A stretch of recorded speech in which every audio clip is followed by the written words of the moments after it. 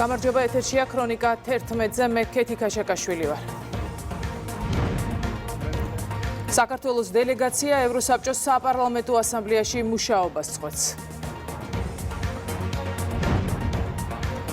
პრემიერ-მინისტრი ოფიციალური ვიზიტით სომხეთში ჩადის.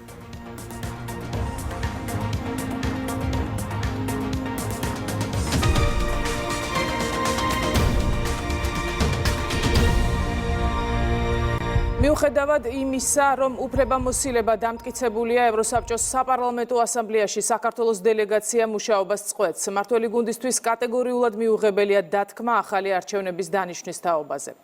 ქეთი ქარდავა გვიერთდება სტრასბურგიდან პირდაპირ ეთერში. ჩვენ იმ განცხადების შემდეგ, რომელიც იმედის მაყურებელმა პირდაპირ ეთერში მოისმინა, ვესაუბრეთ ქართული დელეგაციის ხელმძღვანელს თეა წულუკიანმა უფრო მეტი განმარტება გააკეთა იმ გადაწყვეტილების თაობაზე, რომელიც საქართველოს ხელისუფლებამ მიიღო და რომელიც ეხება ევროსაბჭოს საპარლამენტო ასამბლეის დატოვებას. თეა წულუკიანი ამბობს, რომ საქართველოს რჩება ევროსაბჭოს წევრად და აგრძელებს მის ორგანოებში მუშაობას. უბრალოდ ამ ეტაპზე წარმოუდგენელი იყო, როგორც ის აცხადებს, დარჩენილი იყო დელეგაცია და გაეგრძელებინა მუშაობა საპარლამენტო ასამბლეაში. ეს იყო გარდაუვალი და უალტერნატივო ნაბიჯი. თუ რატომ ამას ის თავად განმარტავს? ჩვენთვის უფლებამოსილების აღიარება და ამტკიცება ცნობა უმნიშვნელოვანესი იყო იმის სათქმელად, რომ თუ ჩვენ არ ვართ არჩეულნი და ვიტყუებით, თუ 1,200,000-მდე ადამიანი ბუნებაში არ არსებობს და ეს ჩვენ გამოვიგონეთ, მაშინ როგორ შეიძლება ასეთი პარლამენტის თუნდაც ერთ წევრს შენ დაელაპარაკო, სხდომებზე სიტყვით გამოსვლის უფლება მიცე და მერე უღიარო უფლებამოსილება. ესე იგი არ ყოფილა სინამდვილეში პრობლემა. უფრო მეტიც ტეტ-ა-ტეტ შეხვედრებზე და სხვადასხვა შეხვედრაზე ჩვენ ყველა აბსოლუტურად გვეუბნებოდა, რომ ჩვენ მტკიცებულებები ვერ მივიღეთ იმისა, რომ გაყალბდა, გულისხმობდნენ ჩვენი ექსტრემისტი ოპოზიციის მხრიდან, მაგრამ რა კი არის კითხვის ნიშნები, რა კი არის ამდენი აურზაური, ჯობს რომ ახალი არჩევნები ჩატარდეს. იყო მხოლოდ ერთი ადამიანი სამართლიანობისთვის უნდა ვთქვა, ვისაც მე რომ შევხვდი, ეს გახლდათ იპიპის წარმომადგენელი, ძალიან წონიანი ფიგურა, მან მითხრა, რომ გასაგებია რომ არის მტკიცებულებები, მაგრამ მე არ მჯერა რომ არ გაყალბდა ეს მისი მხრიდან გულახდილი და პატიოსანი ნათქვამი იყო. მე უპასუხებ, რომ ეს თქვენი პოზიცია, რა კი მტკიცებულებები არ არის, ყველა ჩუმად თვლის, რომ გასაგებია, რომ ლეგიტიმაციის პრობლემა პრინციპში ჩვენს პარლამენტს არ აქვს, მაგრამ მოდით, არ გვინდა ამდენი ხმაური და გავაკეთოთ ახალი არჩევნები. ეს ასე არ ხდება. ჩვენი ქვეყანა სათამაშო არ არის. ჩვენი ქვეყნის სუვერენიტეტი სისხლით არის მოპოვებული და ჩვენ პირველ რიგში ამას ვცემთ პატივს და რა თქმა უნდა, ჩვენს ამომრჩეველს და საკუთარ თავს. აღიარეს უფლებამოსილება, აღიარეს. დააყენა ბრიტანულმა დელეგაციამ ჩვენი ოპოზიციის წაქეზებით კენჭისყრაზე, რომ არ ეცნოთ ჩვენი უფლებამოსილება, დააყენა, ჩავარდა და ჩაფლავდა. ასე რომ ამ ხრივ ვართ თუ არა ლეგიტიმური დელეგაცია, კითხვის ნიშანი ვეღარ გაჩნდება. სანამ ეს ყველაფერი გადაივლის და ყველა აქ ვინც ჩვენ წინააღმდეგ მიცახმა დამშვიდდება, დაწყნარდება, დასერიოზულდება, მოისურვებს ფაქტების შესწავლას, მტკიცებულებებით ჩვენთან საუბარს, რა თქმა უნდა, შემდეგ ჩვენ აქ მონაწილეობას თუ ეს მოხდება, განვაახლებთ. მანამდე არანაირი აზრი არ აქვს. თეა წულუკიანმა განაცხადა, რომ 3 დღის განმავლობაში ის მის არაერთ კოლეგას შეხვდა, ჰქონდა გამოსვლა მონიტორინგის კომიტეტზე, სადაც ძალიან მკაფიოდ იცოდნენ მონიტორინგის კომიტეტის წევრებმა თუ რა პოზიცია ჰქონდა საქართველოს წარმომადგენლებს და მან, როგორც თავად გითხრა, პირდაპირ ყველა შეხვედრაზე აღნიშნა, რომ თუ ჩაიწერებოდა არჩევნების შესახებ ეს პუნქტი, მაშინ საქართველოს ხელისუფლება ამას ვერ შეასრულებდა, ვინაიდან როგორც ცვლილებაში იყო ნათქვამი, საქართველოს ხელისუფლებას მიაჩნია, რომ არანაირი სამართლებრივი საფუძველი არ არსებობს იმის, რომ ქვეყანაში ახალი არჩევნები დაინიშნოს. სურპრიზი ეს ასამბლეასთვის არ ყოფილა, აცხადებს თეა წულუკიანი, ვინაიდან მან წინასწარ შეატყობინა ეს ცნობა ყველას. საჯაროდ გამოცხადებამდე ამ გადაწყვეტილების შესახებ შევატყობინე როგორც თავად ასამბლეის გენერალურ მდივანს, ასევე პრეზიდენტს, ასევე ევროპის საბჭოს გენერალურ მდივანს. მათ ეს გადაწყვეტილება მიიღეს ცნობად, გამოხატეს წუხილი. თუ ვიღაცა იკითხავს, მოგეთმინათ აპრილამდე და აპრილამდე ყოფილიყავით და იქნებ ეს დათქმები შეგესწორებინებინათ, შეგემსუბუქებინებინათ და ასე შემდეგ. ამ განხილვებამ აჩვენა 3 დღის განმავლობაში, რომ არავითარ ასეთ ძალისხმევას არ ექნებოდა არანაირი აზრი. ყველას, ვინც შეიძლება და ეს გასაგებია, გააკრიტიკოს ეს გადაწყვეტილება, მე მინდა ვუთხრა ის, რომ საქართველოს სახელმწიფო ევროსაბჭოს წევრია. ჩვენი გადაწყვეტილება არავითარ შემთხვევაში არ ეხება ამ წევრობის საკითხს. საქართველო აგრძელებს ევროსაბჭოს წევრობას, თანამშრომლობას სხვადასხვა ორგანოში. უბრალოდ ამ მოწვევის პარლამენტის ეს დელეგაცია ჩვენი შემადგენლობით სხდომებში მონაწილეობას აღარ მიიღებს მუშაობაში ასამბლეის. ეს გარდაუვალი გადაწყვეტილება იყო, იმიტომ რომ სხვა მხრივ ჩვენი ამომრჩეველი აუცილებლად იქნებოდა როგორ თქვა იმედგაცრუებული რბილი სიტყვა ვერ გაიგებდა და ვაგრძელებთ რა თქმა უნდა ევროსაბჭოში როგორც სახელმწიფო წევრობას. ამ ორგანიზაციაში უამრავი სხვა ორგანოა დაწყებული სასამართლოდან გაგრძელებული მინისტრთა კომიტეტით, სადაც ჩვენი შესანიშნავი ელჩი გააგრძელებს საქმიანობას. თეა წულუკიანმა შეაფასა ასევე ის დებატები, რომელიც ჩვენ მოვისმინეთ, განაცხადა, რომ უკიდურესად კრიტიკულები იყვნენ გამომსვლელები და ძირითადად იმ ხაზს ატარებდნენ, რაც იყო ჩაწერილი დოკუმენტში, რომელიც მონიტორინგის კომიტეტმა მოამზადა, აქცენტი გააკეთა თეა წულუკიანმა უკრაინელი დეპუტატების გამოსვლაზე. არაერთხელ მქონდა სურვილი, რომ უკრაინელი დეპუტატებისთვის მე პასუხა, მაგრამ ყოველ ჯერზე თავი შევიკავე და ძალიან მიხარია. რატომ? იმიტომ რომ ისინი არიან გასაცოდავებულ მდგომარეობაში. ისინი არიან გააგრესიულებულები. მათი აგრესია დროსთან ერთად კიდევ უფრო გაძლიერდება. ჩვენ ხედავთ, რომ მათ შეიძლება გულწრფელად, შეიძლება ნაკლებად გულწრფელად სჯეროდათ, რომ დასავლეთი მეტ ძალისხმევას აღმოუჩენდა და რუსეთს ერთობლივად დაამარცხებდნენ. ჩვენ პირველივე დღიდანვე ვეუბნებოდით მათაც და მთელ მსოფლიოს, რომ ეს იყო ილუზია, რომ ჩვენ ამაში მხარს ვერავის ვერ აუბამდით, იმიტომ რომ საქართველო არ არის ის ქვეყანა, რომელიც ვინმეს თავს დაესხმება და მოიგებს ამომს, ამიტომ ჩვენთვის პრიორიტეტული იყო მხოლოდ მშვიდობა. უკრაინელმა ხელისუფლებამ ეს ვერ შეძლო. ის უბედური ხელისუფლებაა. ეს არის ხელისუფლება, რომელსაც თავის ულამაზეს აწუყვე ყოფილ ულამაზეს ქალაქებში კილომეტრებზე აქვს გადაჭიმული სასაფლაოები. ამ სასაფლაოებზე ტირიან ბავშვები და ქალები. უბედურება, რასაც ქვია, ის ხდება ამ ქვეყანაში. ამიტომ მე ჩემ თავს ვეუბნებოდი, რომ რაც არ უნდა უკრაინელმა დეპუტატმა პიროვნული შეურაცხყოფა მოგაყენოს და ასეთი იყო მრავლად. გარდა გამოვყოფ სამართლიანობისთვის, რომ ვისაც შეურაცხყოფა არ მოუყენებია, ასე იქ სადაც მე ვიყავი, იყო ქალბატონი იასკო, დანარჩენი ყველაფერი თითქმის იკადრა. მე ყოველთვის ჩემ თავს ვეუბნებოდი, რომ ახლა პასუხი არ ღირს. მათ ძალიან დიდი ფასი გადაიხადეს არაფერში. და ცდილობენ ეს მიყიდონ ვიღაცას, ვის არ ვიცი, რომ დიდი ფასი გადაიხადეს თავისუფლებაში. ეს დიდი ტრაგედია, ეს მსოფლიო დონის ტრაგედია.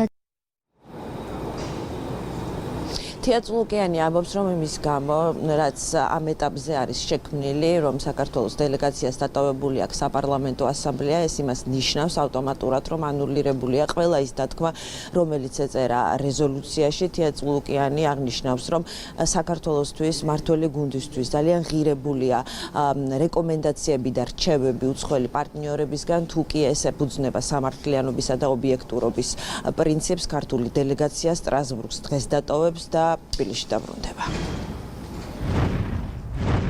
მადლობა კეთი კარდავას. აბსურდულ გადაწყვეტილებას უწოდებს პრემიერ-მინისტრი ირაკლი კობახიძე ევროსაბჭოში მიღებულ რეზოლუციას. მთავრობის მეთაური აცხადებს, რომ გადაწყვეტილება ევროპის საბჭოს საპარლამენტო ასამბლეაში ქართული დელეგაციის მუშაობის შეწყვეტაზე იყო უალტერნატივო. საქართველოს რჩება ევროსაბჭოს წევრად. ირაკლი კობახიძის თქმით, ხელისუფლება მზად არის ევროსაბჭოსთან თანამშრომლობისთვის ნებისმიერ საკითხზე, თუმცა ვერ ხედავს მუშაობის აზრს საპარლამენტო ასამბლეაში.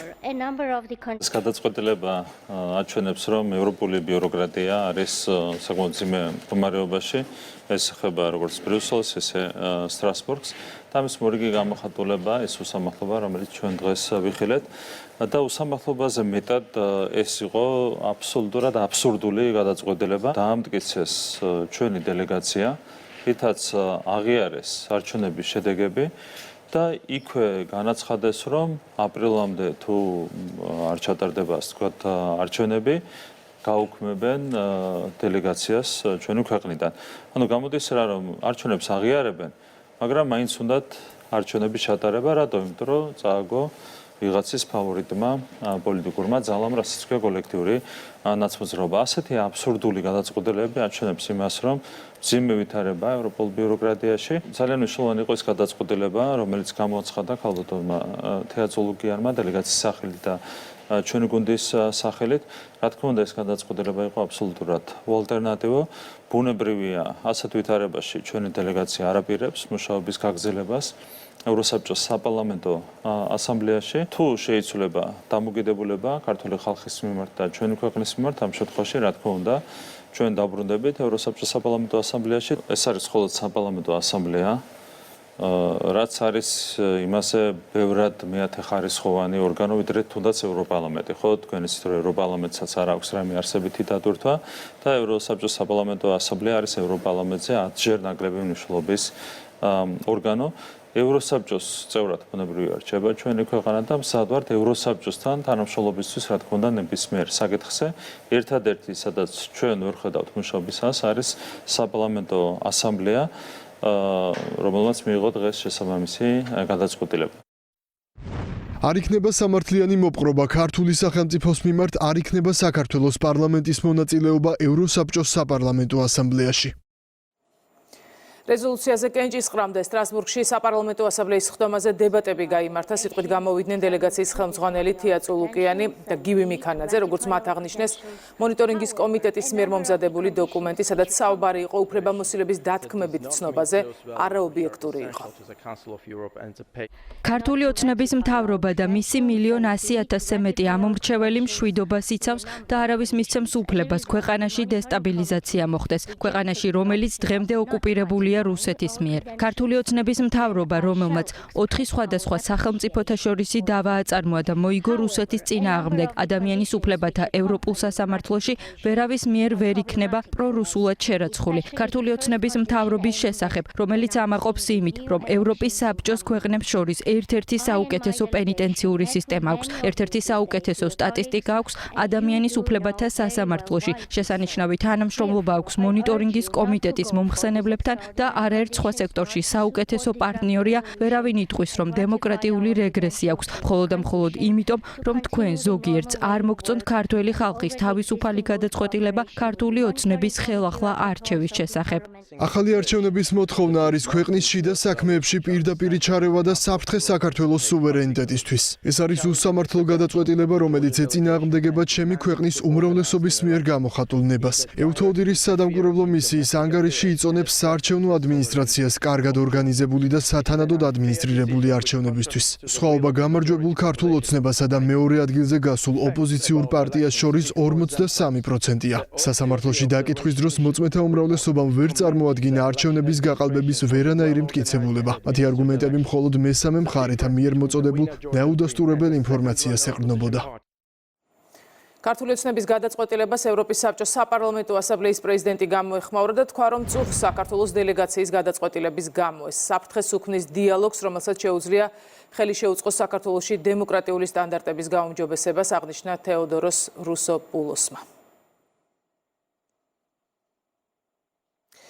საქართველოს პრემიერ-მინისტრი დელეგაციის წევრებთან ერთად დღეს სომხეთის რესპუბლიკაში ვიზიტს იწყებს. სომხეთში უკვე ჩავიდა საგარეო საქმეთა მინისტრი, ეს მაკაბოჭორიშვილის პირველი ოფიციალური ვიზიტია ერევანში. ის უკვე შეხვდა სომეხ კოლეგას არარატ მირზოიანს, როგორც პირისპირ, ისე გაფართოებული ფორმატით და გაიმართა ერთობლივი პრესკონფერენციაც. რა განცხადებები გაკეთდა, ამას გიორგი აბაზაძე გვეტყვის. ორი ქვეყნის საგარეო საქმეთა მინისტრებმა როგორც პირისპირ ასევე გაფართოებულ ფორმატში შეხვედრაზე და პრესკონფერენციაზე ისაუბრეს რეგიონში არსებულ ვითარებაზე, გამოწვევებზე და შესაძლებლობებზე. ერთი წელი გავიდა მას შემდეგ, რაც ხელი მოეწერა სტრატეგიულ პარტნიორობას თბილისში საქართველოსა და სომხეთს შორის და მრავალსაუკუნოვანი მეგობრობა უკვე მოქცეულია სტრატეგიულ ჩარჩოში. როგორც აღინიშნა, სომხეთი საქართველოსთვის არის ეკონომიკური თანამშრომლობისთვის პარტნიორების ათეულში და ასევე მაღალია ტურიზმის მაჩვენებელიც. თავის მხრივ მასპინძელმა არარატ მირზოიანმა აღნიშნა, რომ ამ სტრატეგიულ პარტნიორობას აქვს განსაკუთრებული მნიშვნელობა როგორც ეკონომიკური თანამშრომლობისთვის, ასევე პოლიტიკური დიალოგისთვის და მაკაბოჭორიშვილმა ხაზი გაუსვა საქართველოს როლს მშვიდობის პოლიტიკაში. საქართველო რჩება ერთგული, აწარმოოს სამშვიდობო პოლიტიკა და მხარეებმა აღნიშნეს, რომ და იმედი გამოთქვეს, რომ სომხეთსა და აზერბაიჯანს შორის არსებული ვითარება დასრულდება სამშვიდობო შეთანხმებით. უსაფრთხოებაზე საუბრის კონტექსტში საქართველოს საგარეო უწყების ხელმძღვანელმა აღნიშნა რუსეთის მხრიდან მომდინარე საფრთხეები და ამის მაგალითად მოიყვანა საქართველოს ოკუპირებულ ტერიტორიებზე არსებული ვითარება. მოხარული ვარ, რომ თქვენ მასპინძლობთ სომხეთში, რადგან ეს თქვენი პირველი ვიზიტია. 2024 წელი იყო უმნიშვნელოვანესი წელი ჩვენი ურთიერთობებისთვის, სომხეთსა და საქართველოს შორის. ხელი მოვაწერეთ სტრატეგიული პარტნიორობის დეკლარაციას. ოფიციალურად გავხდით პარტნიორები და ურთიერთობები ამ ქვეყანასა და ჩვენს ერებს შორის ისტორიულად საუკუნის განმავლობაში სტრატეგიული პარტნიორობის საფუძველზე ვითარდებოდა, მაგრამ ეს ოფიციალურად გაფორმდა. ეს არის ახალი შესაძლებლობა როგორც პოლიტიკური დიალოგისთვის, ასევე ეკონომიკური შესაძლებლობებისთვის, ასევე სხვადასხვა სფეროებში თანამშრომლობისთვის. დღეს შევაჯამეთ ის მიღწევები, რაც გქონდა და რაც სამომავლოდ გვექნება. ეს არის ნამდვილი ღრმა დიალოგის მტკიცებულება საგარეო საქმეთა სამინისტროებს შორის. ეს ყველაფერი გვაძლევს საშუალებას ვისაუბროთ ეკონომიკაზე, სატრანსპორტო მიმართულებაზე, ტრანზიტზე და იმ პოტენციალზე, რაც ჩვენს ქვეყნებს გააჩნია. ეს ჩარჩო, რომელსაც დღეს უკვე ქვია სტრატეგიული პარტნიორობა, იძლევა შესაძლებლობას კიდევ უფრო მეტად გავაღრმავოთ ჩვენი თანამშრომლობა ყველა მიმართულებით, რა მიმართულებითაც დღეს არსებობს. სომხეთი ტრადიციულად არის საქართველოს სავაჭრო პარტნიორების ათეულში, ეს არის მნიშვნელოვანი. ჩვენ გვაქვს კიდევ უფრო მეტი შესაძლებლობები, კიდევ უფრო გავაძლიეროთ ეკონომიკური თანამშრომლობა, მაღალია ტურიზმის მაჩვენებელიც. სომხეთის მოქალაქეები ჩვენი ქვეყნის საკმაოდ ხშირი სტუმრები არიან და გვახარებს ის, რომ იმ სამეულს შორის სამეულშია, რომლებიც ყველაზე ხშირად სტუმრობენ საქართველოს. დღეს ჩვენ განვიხილეთ ძალიან ბევრი საკითხი, რაც უკავშირდება ორ ქვეყანას შორის თანამშრომლობას. დღეს ერევანში გაიმართება საქართველოსა და სომხეთს შორის ეკონომიკური კომისიის მე-14 ხთომა პრემიერ-მინისტრების ხელმძღვანელობით. ეს არის კიდევ ერთი კარგი შესაძლებლობა, რომ უმაღლეს დონეზე გქონდეს დიალოგი ჩვენს მეგობარ მეზობელ ქვეყანასთან და განვიხილოთ ყველა ის საკითხი, რომელიც ორივე ქვეყნის ინტერესშია, ჩვენი საერთო ინტერესშია. განვიხილეთ რეგიონში არსებული ვითარება, განვიხილეთ ის პროცესები, რაც უკავშირდება ჩვენი რეგიონის მშვიდობას და სტაბილურობას. საქართველო არის ერთგული იმისა, რომ ჩვენს რეგიონში იყოს მდგრადი მშვიდობა, სტაბილურობა. ორი ქვეყნის საგარეო უწყების ხელმძღვანელი ასევე შეეხო ეკონომიკური თანამშრომლობის კომისიის მე-14 ხთომას, რომელიც სომხეთის დედაქალაქში დაიწყება რამდენიმე საათში და მას ხელმძღვანელებს ირაკლი კობახიძე და ნიკოლ ფაშინიანი. ორი ქვეყნის პრემიერ-მინისტრი ხელს მოაწერს ოქმს და ამ კომისიის მუშაობაში მონაწილეობას მიიღებს მთავრობის წევრები. ირაკლი კობახიძე სწორედ ქართული მთავრობის წევრებთან ერთად ჩამოვა სომხეთის დედაქალაქში. რაც შეეხება თავად კომისიას, მას აქვს გლობალური ხასიათი მისი მნიშვნელობიდან გამომდინარე და ის პერიოდულად იმართება თბილისში და ხან სომხეთში. ნიშნულოვანი შეხვედრა იქნება ერევანში, ჩატარდება საქართველოსა და სომხეთს შორის ეკონომიკური თანამშრომლობის მე-14 სხდომა კომისიის. ეს არის ძალიან მნიშვნელოვანი ფორმატი. მის მნიშვნელობას ხაზს უსვამს ისიც, რომ სხდომას უხელმძღვანელებენ პრემიერ-მინისტრები, მასში მონაწილეობას მიიღებენ ასევე სომხეთის და საქართველოს მთავრობის სხვა წევრებიც, რაც მიანიშნებს იმას, რომ ჩვენს ქვეყნებს შორის არის ძალიან ჭიდრო ურთიერთობა, ძალიან ბევრი საკითხი, რაზედაც ჩვენ გვააკავშირებს საერთო ინტერესები, გვაქვს საერთო ინტერესები და საერთო სურვილები, რომ კიდევ უფრო გაღრმავდეს ურთიერთობები. ეს რა თქმა უნდა შეეხება პირველ რიგში ეკონომიკის სფეროში თანამშრომლობას, ტრანსპორტის სფეროში თანამშრომლობას, გარემოს დაცვის სფეროში თანამშრომლობას, ტურიზმის სფეროში თანამშრომლობას და სხვადასხვა სფეროებში, რაც ორივე ქვეყნის ინტერესში არის. საქართველოს ნამდვილად აქვს სურვილი ხელი შეუწყოს ჩვენს რეგიონში სტაბილურობას და მშვიდობას და ამ მიმართულებითაც რა თქმა უნდა კიდევ ერთხელ გამოვხატავთ ჩვენს მზაობას, რომ ვიყოთ ხელშემწყობი იმ სამშვიდობო პროცესის, რომელიც ჩვენს მეზობლებს შორის მიმდინარეობს. უდიდესი მნიშვნელობა აქვს იმ პარტნიორობას, რომელიც ჩვენ შორის ჩამოყალიბდა ამ საბჭოს პროცესში. ხშირია ქვეყნებს შორის საქმიანი შეხვედრები. ეს ყველაფერი მეტყველებს იმაზე, რომ ყველაფერი მიმართულია ურთიერთობების გაღრმავებისკენ. მაკა ბოჭორიშვილისთვის საგარეო საქმეთა მინისტრის რანგში ეს არის პირველი ვიზიტი სომხეთში, ეწევა საქართველოს საელჩოს, ასევე გვირგვინით შეამკობს მემორიალს და ხის დარგვის ცერემონიაში მიიღებს მონაწილეობას. პირდაპირ ეთერში გიორგი აბაზაძე საუბრობდა. პრემიერ-მინისტრმა გადაცემაში იმედი ლაივი საქართველოს ამერიკის შეერთებულ შტატებს შორის ურთიერთობების გადატვირთვაზე ისაუბრა. ირაკლი კობახიძის განცხადებით, ქართულ-ამერიკულ ურთიერთობებში დღემდე მთავარი დამაბრკოლებელი ფაქტორი იყო დიპ სტეითი და არაფორმალური გავლენები. მთავრობის მეთაურის თქმით, თუ დიპ სტეითი დამარცხდება, ურთიერთობების გადატვირთვა რეალურია. გვაქვს სურვილი გადავტვირთოთ თვისებრივად ჩვენი პარტნიორობა და ურთიერთობები ამერიკის შეერთებულ შტატებთან და უფრო მეტიც განვაცხადეთ, რომ ჩვენ გვინდა სუფთა ფურცლიდან კონკრეტული გზამკვლევით განვაახლოთ სტრატეგიული პარტნიორობა ამერიკის შეერთებულ შტატებთან. საქმეზე უნდა ვიყოთ ორიენტირებული და ორივე მხარემ, როგორც საქართველოს, ისე ამერიკის შეერთებულმა შტატებმა, უნდა იცოდეს თუ რა ხელშესახების შედეგები მოაქვს სტრატეგიულ პარტნიორობას. ჩვენ ფურცელზე გვქონდა წლების განმავლობაში სტრატეგიული პარტნიორობა, რომელსაც არ მოქონდა არავითარი რაიმე ხელშესახები შედეგი და ამაზე ხშირად გვისაუბრია ჩვენ გსურს განახლება სტრატეგიული პარტნიორობის და უფრო მეტიც ვამბობთ, რომ ეს პარტნიორობა უნდა იყოს დაკავშირებული კონკრეტულ შედეგებთან, როგორც ერთი, ასე მეორე ქვეყნისთვის. ზოგადად ძალიან ბევრი ადამიანი იმედით შეხვურებს ახალ ადმინისტრაციას და პირველ რიგში ეს იმედები არის დაკავშირებული ძალიან ამბიციურ განაცხადთან, რომელიც უკავშირდება დიპ სტეითის დამარცხებას. თუ კი რაიმე პრობლემები შეიქმნა ამ სოფლიოში, თუ დაირღვა მშვიდობა არაერთ ქვეყანაში, თუ ხდება ის, რაც ხდება უკრაინაში, განადგურდა ჩვენი მეგობარი ქვეყანა, ეს ყველაფერი არის დიპ სტეითის პოლიტიკის შედეგი და დონალდ ტრამპმა ამ კუთხით გააკეთა ძალიან ამბიციური განაცხადი, მან თქვა, რომ ან დიპ სტეითი დაანგრევს ამერიკის შეერთებულ შტატებს, ან ამერიკის შეერთებული შტატები დაანგრევს და მოერევა დიპ სტეითს. ჩვენ რა თქმა უნდა გულშემატკივრობთ მეორე მიმართულებას. იმედი გვაქვს, რომ დონალდ ტრამპი დაამარცხებს დიპ სტეითს, თუ ეს ასე მოხდება, ამ შემთხვევაში ეს პირდაპირ დაეტყობა ქართულ-ამერიკულ ურთიერთობებს. დღემდე თავარი დამაბრკოლებელი ფაქტორი ჩვენ ურთიერთობებში იყო დიპ სტეითი და ეს არაფორმალური გავლენები, ომის პარტია, გლობალური ომის პარტია, თუ გლობალური ომის პარტია დამარცხდება, თუ დიპ სტეითი დამარცხდება, ამ შემთხვევაში მე ვფიქრობ, რომ აბსოლუტურად რეალურია ურთიერთობების გადატვირთვა. ჩვენ ვართ იმედიანად განწყობილი და გვაქვს ოპტიმიზმის საფუძველიც, ასე ვფიქრობ, იმედია, რომ გამართლდება ჩვენი ოპტიმისტური მოლოდინი. 6 მილიარდი დოლარის ინვესტიცია, როგორც გარდამტეხი ეტაპი ქვეყნის ეკონომიკური განვითარებისთვის. ასე აფასებენ ოფიციალურ თბილისში შეთანხმებას, რომელიც აბუ-დაბიში გაფორმდა. MR ჯგუფი უძრავი ქონების დეველოპერული კომპანია, რომელიც ქმნის ლუქს კლასის საცხოვრებელ, კომერციულ და დასასვენებელ კომპლექსებს. რამდენიმე 10 მილიარდის აქტივების მქონე კომპანია საქართველოში ინვესტიციას თბილისსა და გონიოში განახორციელებს.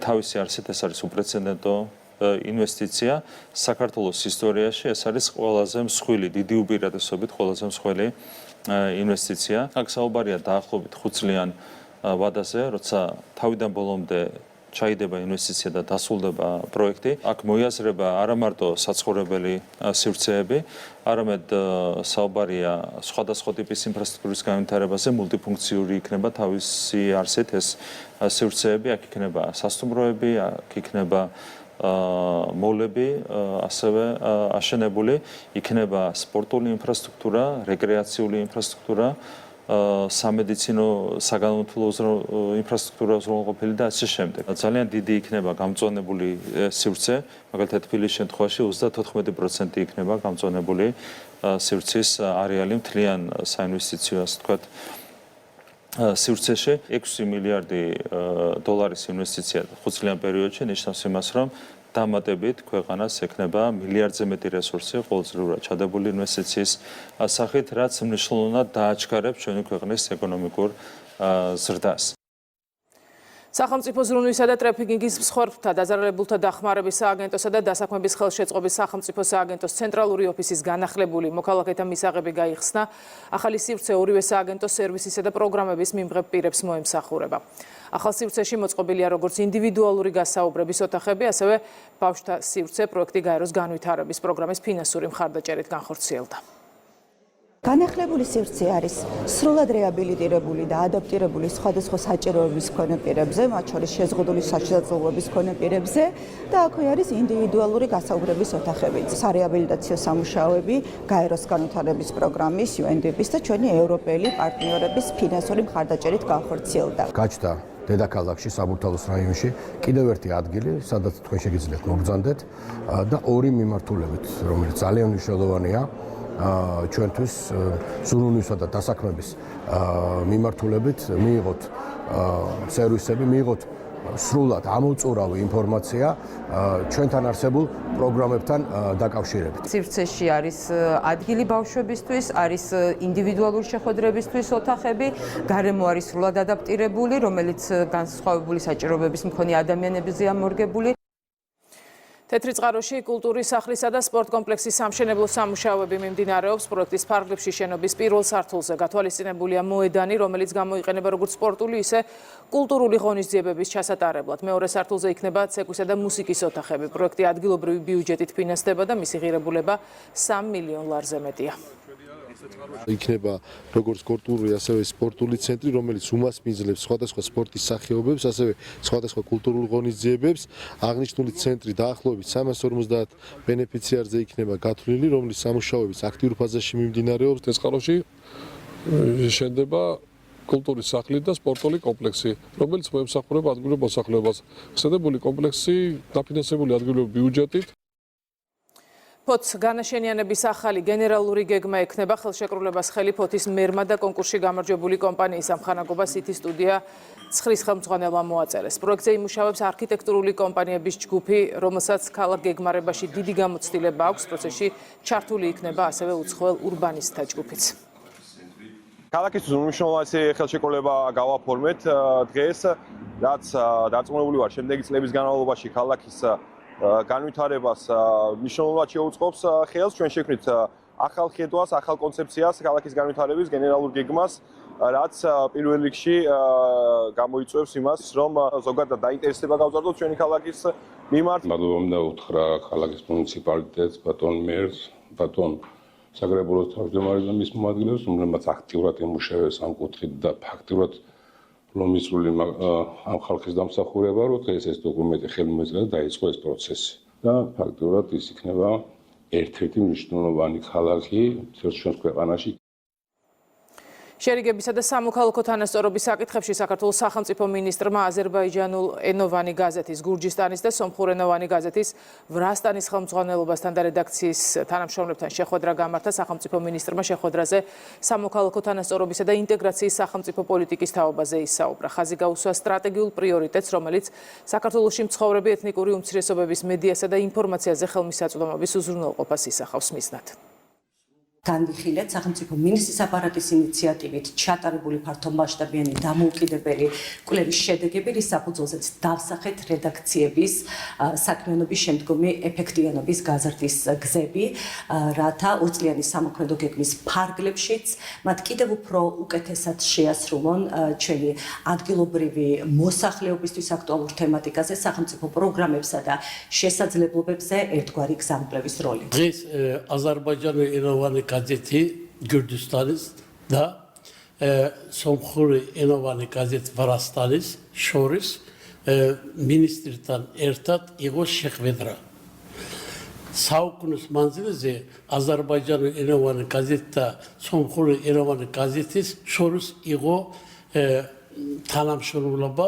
ვაწვდით იმ ინფორმაციას, იმ საქართველოს მოქალაქეებისთვის, ვის არიან ეთნიკური აზერბაიჯანელები და ეთნიკური სომხები, რა ხდება საქართველოში, რა დადგენილებებს იღებს პარლამენტი, მთავრობა. პარლამენტის ეროვნული ბიბლიოთეკის დირექტორი ახალციხის ცენტრალურ ბიბლიოთეკას ესტუმრა გაცნობიტი ხასიათის შეხვედრას კულტურის დაწესებულებათა გაერთიანების ბიბლიოთეკებისა და ახალგაზრდული ცენტრების წარმომადგენლები დაესწრნენ. კონსტანტინე გამსახურდია მუნიციპალიტეტში საბიბლიოთეკო სფეროში არსებულ მდგომარეობას გაეცნო, მან ბიბლიოთეკებს საჩუქრად სხვადასხვა სახის მხატვრული ლიტერატურა გადასცა. ახალციხის მუნიციპალიტეტს ეწვია ბატონი კონსტანტინე გამსახურდია, ეროვნული ბიბლიოთეკის ხელმძღვანელი, გადმოგცა საჩუქრად სხვადასხვა სახის ლიტერატურა, მსგავსი მხარდაჭერა ჩვენი მუნიციპალიტეტის არის ძალიან მნიშვნელოვანი. ეს წიგნები იქნება არა მარტო ცენტრალურ ბიბლიოთეკაში, მუნიციპალიტეტის მასშტაბით ყველა ბიბლიოთეკაში გადანაწილდება. ჩვენი ამოცანა იყო საბიბლიოთეკო გაერთიანებისთვის წიგნადი ფონდით გარკვეული დახმარების აღმოჩენა, რაც შეეხება ახალ იდეებს, ახალი კუთხეების გახსნას, ახალი და ახალი წიგნებით წიგნადი ფონდის გამდიდრებას, ვცდილობთ ამ მიმართულებით ჩვენი მაქსიმალური გავაკეთოთ. ევროპული ორგანიზაციის ფრანკოფონიის საუნივერსიტეტო სააგენტოს საქართველოს ეროვნული ოფისი თბილისის სახელმწიფო უნივერსიტეტში განთავსდება, რომელიც საქართველოში ფრანგული ენის სწავლების მეთოდების გაუმჯობესებას და ფრანგული კულტურის პოპულარიზაციას შეუწყობს ხელს. მემორანდუმს უნივერსიტეტის რექტორმა და ფრანკოფონიის საუნივერსიტეტო სააგენტოს ცენტრალური და აღმოსავლეთ ევროპის რეგიონულმა დირექტორმა მოაწერეს ხელი. თბილისის სახელმწიფო უნივერსიტეტი მას მისდევს ფრანკოფონიის ყველაზე დიდ ორგანიზაციის AUF-ის წარმომადგენლებს.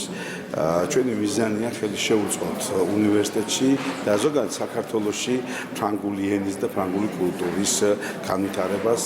თესეუ საქართველოში ფრანკოფონიის საუნივერსიტეტო სააგენტოს პირველი ასოცირებული წევრი უნივერსიტეტია. ჩვენთვის ძალიან მნიშვნელოვანია და დიდი პატივია, რომ ფრანკოფონიის საუნივერსიტეტო სააგენტოს საქართველოს ეროვნული ოფისი თესეუში განთავსდება. მემორანდუმის ფარგლებში თესეუში ასევე დაფუძნდება დასაქმების ფრანკოფონული ცენტრი. ქრონიკა 11-ზე დასრულებულია, ეთერში დავბრუნდებით ზუსტად 14 საათზე დროებით.